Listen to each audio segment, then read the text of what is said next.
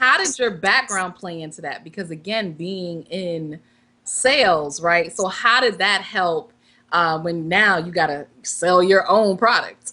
I mean, it helps a lot. I mean, sales is basically a skill that I think comes naturally to me.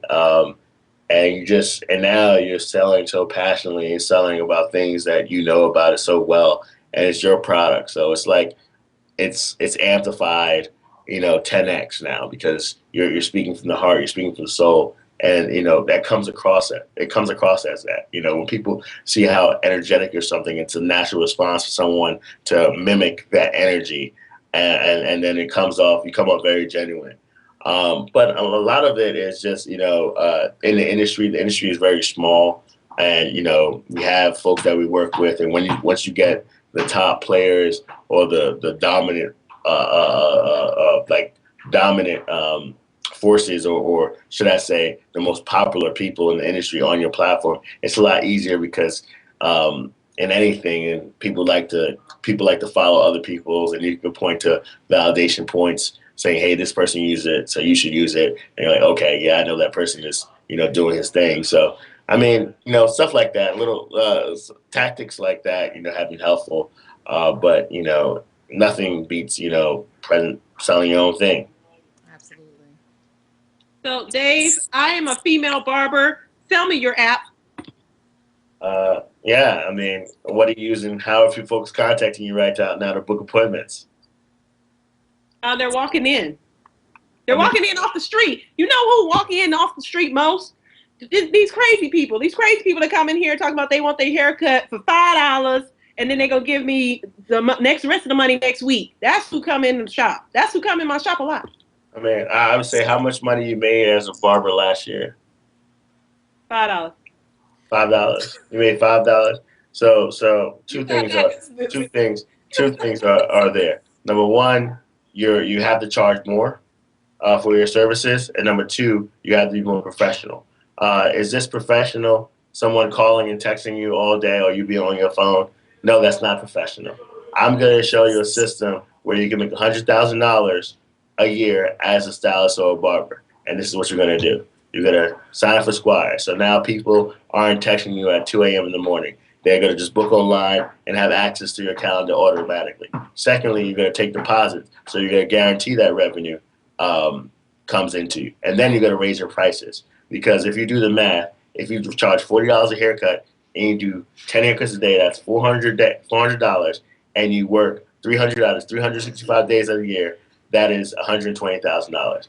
And I know you could do that, but it starts with you, and it starts with you being professional, and it starts with you having a system to manage manage your business. Wow. Now, what I love about what you did, right? You were like talking, and you were like slouched over. You like, yeah, you all comfortable. But when she said, sell me, you got up. Your body language, everything changed. Everything changed. I was like, woo, okay. All right. So this is not just for barbers; it's for stylists too. No, it's for barbers, but obviously, I tried to mix it. Yeah, but there are some women barbers though, and that are very, very good. So it was kind of like, I shouldn't have said that, but I should have said barbers. But yeah, it's for barbers, and the reason why it's for barbers because we want to build a brand around barbering. The male grooming is very underserved. Guys are starting to look better, starting to take better care of themselves. Beards, yes. Take better care about themselves. And, we want to really cater and build a brand around that experience. So we're focusing on barbers right now. And like I said before, you want to dominate your niche and not get distracted by doing other things. Now, what about if a barber, let's say, already has a system in place, let's say on their website? And I'm saying that because, like, the woman who does my hair, she does have a system like that on her website. She takes deposits. Everything is online booking. She, you call her, she's like, go to my website. So if somebody has that in place already, why would they want Squire? Would they even want Squire? I mean, yeah, and there's several systems like that, but we are one system. So the beauty about us is we're focused. We're building a brand around your industry. We know it better than anyone else, and we're building products and services to speak to you as a barber. That's number one. Number two is we have a POS system. So with small businesses, it's very hard to manage three systems. So you're gonna have one for your booking, another for your accounting, another for your payments and credit card transactions.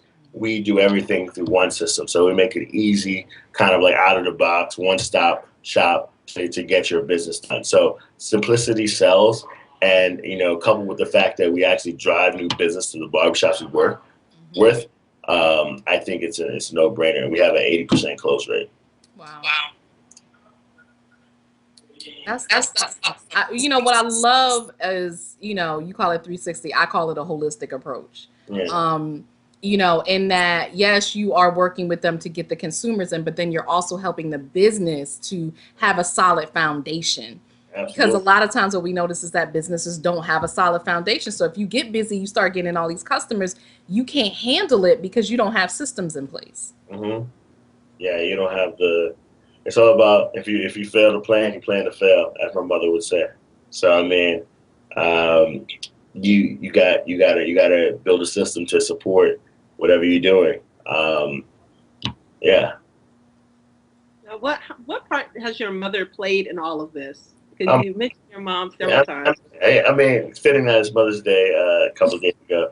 I mean, she's very strong, very strong woman. She's like my role model.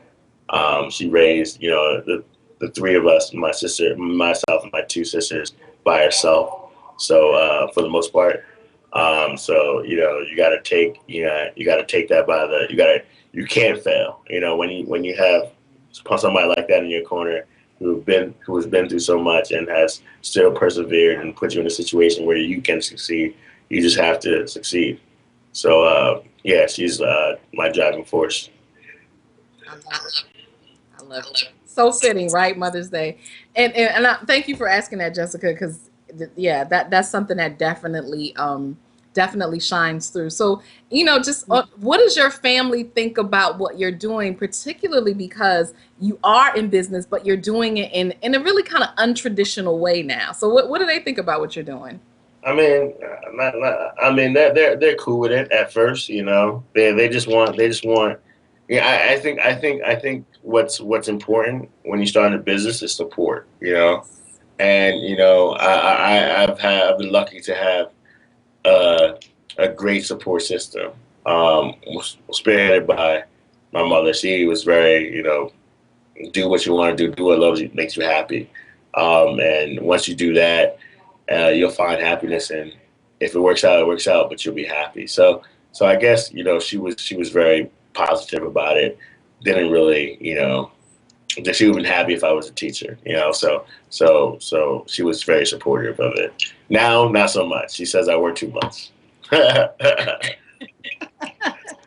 So I mean that's a valid question in terms of, because really this is a startup in the tech space. So how are you working? What is your schedule like, and how do you balance that, or do you? I try my best. Right now it's just straight, grind mode. I spend majority of my day, talking to barbershop owners, trying to get more people in the can, people in the pot. That's all it's about. It's just trying to get more people, more businesses signed up. Go traveling to trade shows, doing that, just selling. So it's in full-fledged go mode now. So, and you got to do it. Like investors don't invest in technology startups for 2x return. They want 40, 50x returns, and I do want a 40, 50x return too. So I could be a sponsor, right? So just going right now, just trying to get as many leads, as many people interested, just telling the story. Love it. You've been featured on Forbes and then Tech Insider. Now, I want to know from you. You've given us all this great stuff. You even sold me the app, even though I'm ghetto in the hood and I got people going off the street. You done sold me the Right. app. On your phone. Only $5, and you telling me, make sure I get my money up. So, but I want to hear from you. What are the struggles, right? You got, like I said, you've been mentioned in Forbes and you're Tech Insider and all these different places. You got people signing up like crazy. You're making all this, money. You got investors here, investors there. But I want to know from you, what was the hard stuff? What did you go through? What downfalls did you have? All that good stuff. Give us the goods. Yeah, we have no money. I mean, it gets real. It gets real fast. I remember, when we get investment yet, when we were just, going door to door with an iPad and in the snow, I moved back home. Like it's a lot of stuff that you do to kind of, get through it, and it's like with this, I remember our business account was like negative $277 for about 3 months. That hurt my heart. It is what it is. It is I felt that one. it is what it is, and with this business, it ebbs and flows, right? So what you have to do is when stuff is down, you got to remember the good times. When the good times is here, you got to remember the bad times because they're just right around the corner, and it will happen again. So it's just never, at this stage, even at a later stage, it's never just smooth sailing. It's always gonna be some hiccups, always gonna be some bumps in the road, and you just gotta stay consistent and just know that you'll survive. Wow, I love that. Now, I remember having $1 on my card and going to the gas station and sliding the card because I knew I had $1 and I'll fill the sucker up.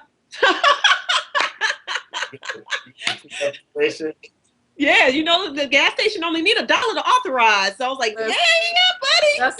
I will take your dollar over negative $200-something thousand balance in my account. I mean, hey, but you gotta, it happens. You just gotta. And that's I want to talk about it because that's real. It does happen. You just gotta be able to stomach it. A lot of people quit when they don't like that feeling. Like it's very comfortable getting that paycheck every 2 weeks. It's very comfortable. And when you don't get that paycheck and it's like, what I'm gonna do, how I'm gonna eat, you just that's when people either rise up to the occasion or they go where it's comfortable. And you see that all the time. I think everyone is an entrepreneur, but if you have the gumption to start a company, then you're an entrepreneur in my opinion. Then you should stick through it because a lot of people can't leave that comfort to start any business. I mean, it's just a risk. Yeah, absolutely. I love that because you have so many people who define entrepreneurship differently. And so I love that you said that because it does take a lot of courage and it really takes a lot of faith to just go out there, to leave your job, not get that paycheck every 2 weeks and start a business, whether you're making money in it or not. That right there in and of itself takes a lot of courage. So I love that. And, what would you say, what about you made you stomach it and get to that conclusion that, I mean, because you could go back, right? You did extremely well. You made companies a lot of money. So what about you just said, what, this is what I'm going to do and I'm going to stick with it versus going back to what's safe and what's comfortable? I mean, the point is like once you start on this journey, once you start on the entrepreneur journey, you don't want to go back. You think about how could you go back, Not when. It's like, how could you be in that same environment where, you have to, hit all these numbers that don't matter to you when it's not yours, it's an interesting feeling that you get once you get bit by the entrepreneur bug. Like it's like you can't shake it. This is what you do. This is your destiny. This is what we're designed to do. And that's the mindset you got to have. Like, there's only plan A's. Yeah, we were just talking before the show about how I have to leave at 6 o'clock. Well, I got to leave actually at 9 o'clock tonight. Go to my mom's house, catch BART at 4 a.m. all the way to San Francisco. Hop on a plane from San Francisco to I think I'm going to Dallas. Sit in Dallas for 40 minutes, then hop on another plane to get to Atlanta. So you definitely, once you're bit by it, it's like you can't see life living life any other way. Definitely. And you wouldn't give it up for the world. It's just that hustle and that bustle and that feeling of, doing it and being in it. It's definitely a rush. Yeah, like I said, it's good times and there's bad times. Yeah. And, you just gotta be able to, make it through the bad times. And how do you do that? How do you sustain yourself through the bad times?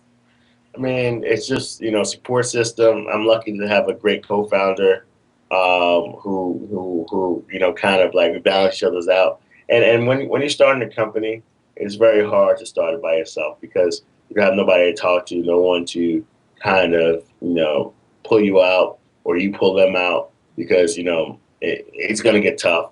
And like when you get tough, you don't want to be tough by yourself. So it's just it's easy. It's very hard for solo founders to create a great company because of that.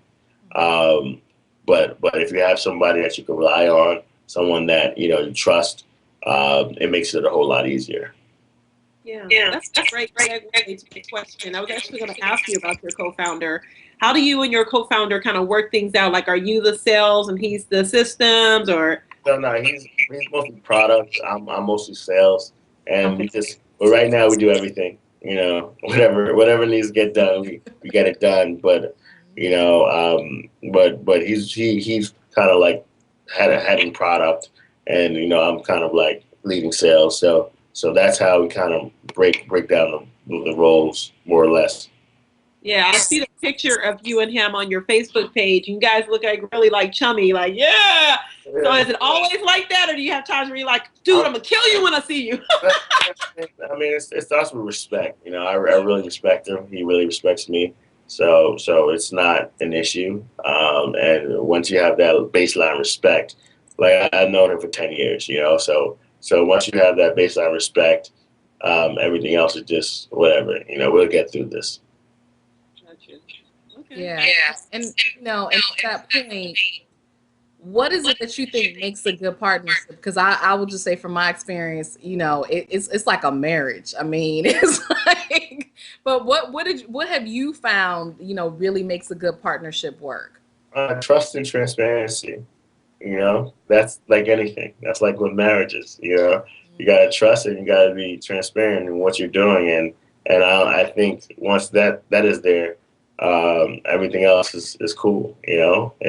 If people trust you and you're clear and you're not lying or hiding anything, then it is what it is.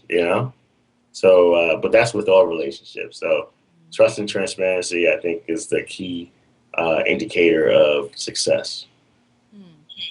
And last question, where do you see 5 years?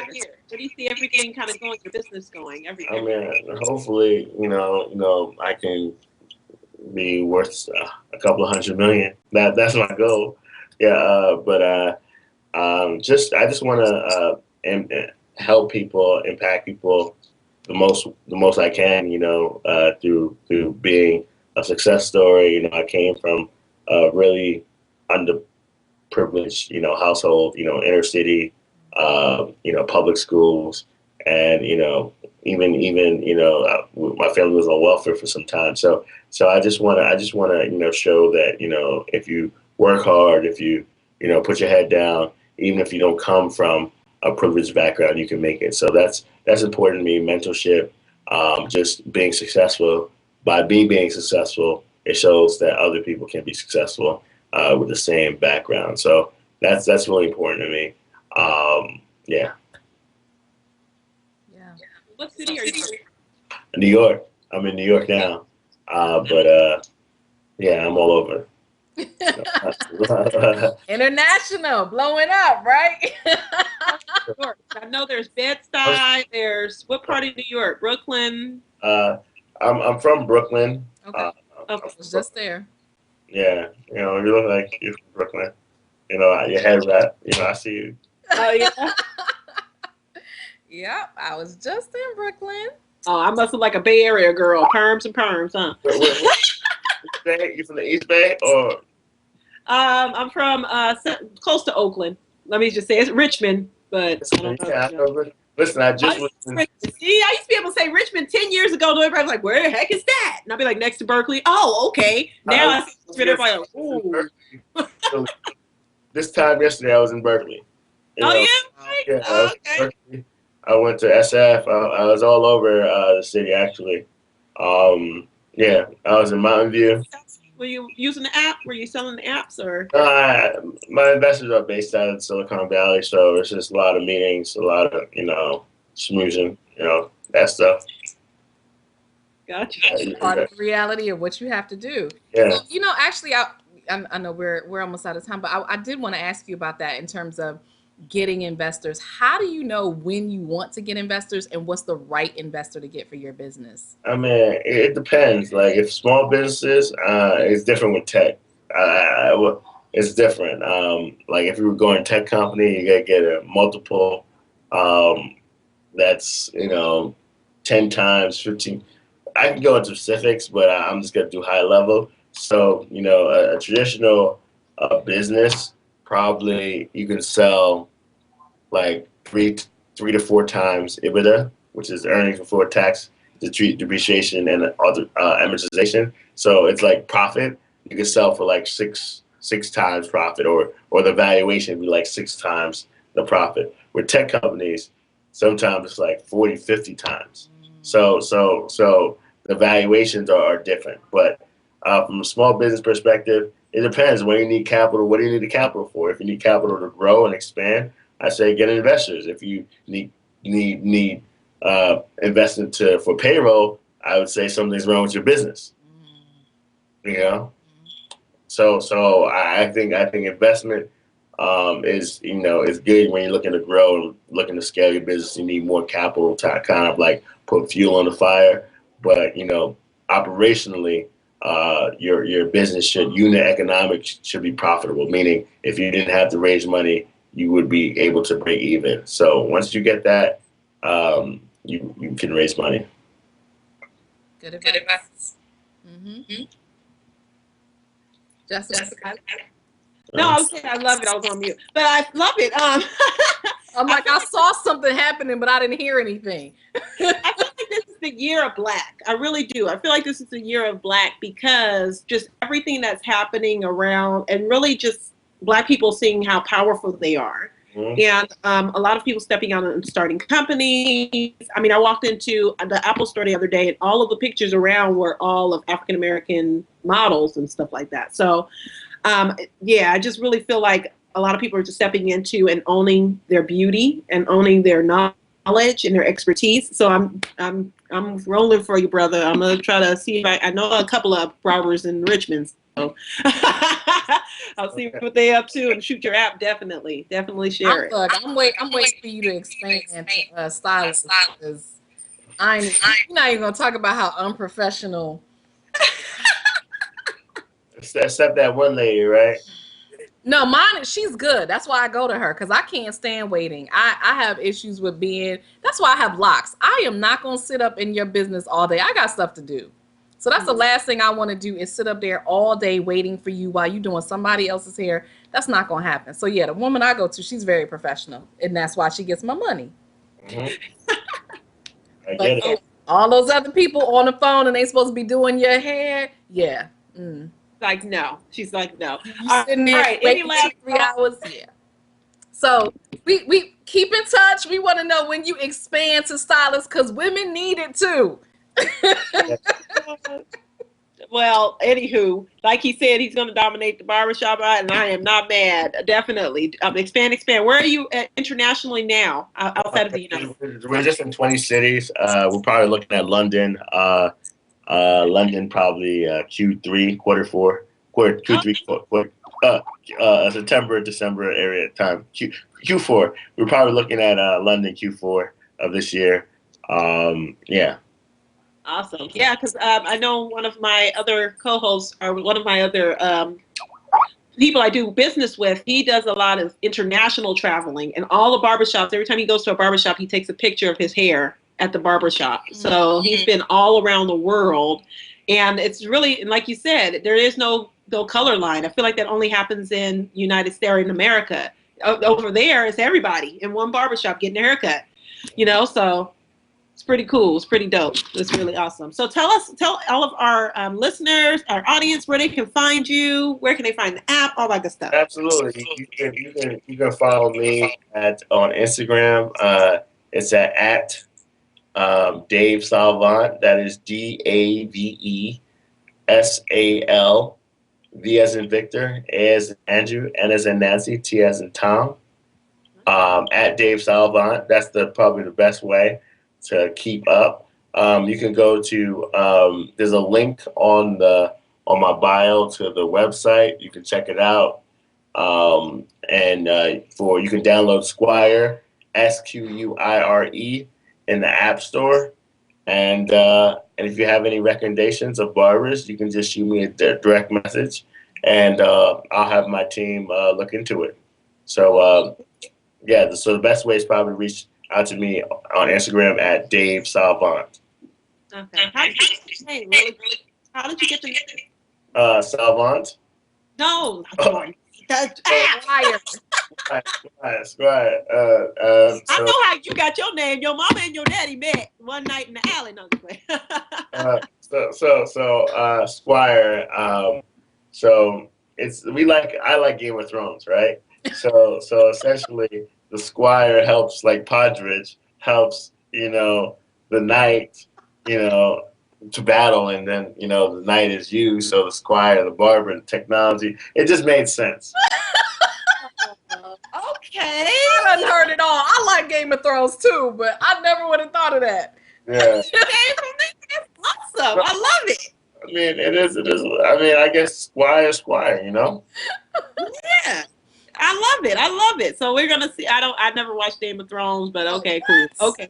Keep that to yourself. What you mean? Never watch Game of Thrones? I don't watch TV. I have a business to run. I don't watch television. I mean, me too, but HBO Go, HBO Now. That's right. I don't watch TV. I don't own a television. However, I will stream Game of Thrones from my laptop or my phone.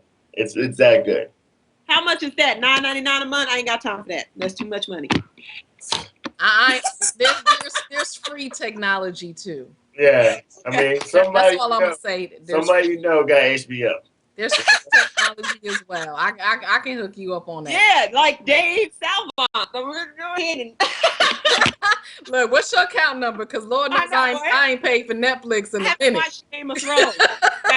That's a crime. Go ahead and shoot me your link. It's 7 seasons now. It's going on 6 seasons, so make sure you don't got nothing to do. Yeah, it's a lot of seasons to catch up with. Yeah, because once you start watching it, it's gonna keep going. It's like crack. The rap. Absolutely. Is that right? It's like Love. I used to love Big Love. Is it like Big Love? It's better. I don't know Big Love. It's better. Okay, yeah. Google it. I binge watched. I binge watched that one. I didn't see that from the beginning. I binge watched it. Yeah, it's all right. We are all off topic. I'm so sorry. Back to Boot2boom's regular programming. Boot2boom. We cover all the topics. Like we. Oh my goodness gracious. Awesome. So Salvant at an Instagram, Squire app. You can download it. Do you have an affiliate program? No, not actively. Okay, y'all need to. But I take care, Oh, boom, boom. I was about to say I know some people. Okay. Yeah. I got you. Awesome. Y'all heard it here, y'all. Hook up. No, it's like. Joining us for this edition of Boot2boom. Join us every Tuesday night, 9 p.m. Eastern, to get your PayPal popping, your business booming, and your life and relationships exposed. I gotta catch a flight. I'm out.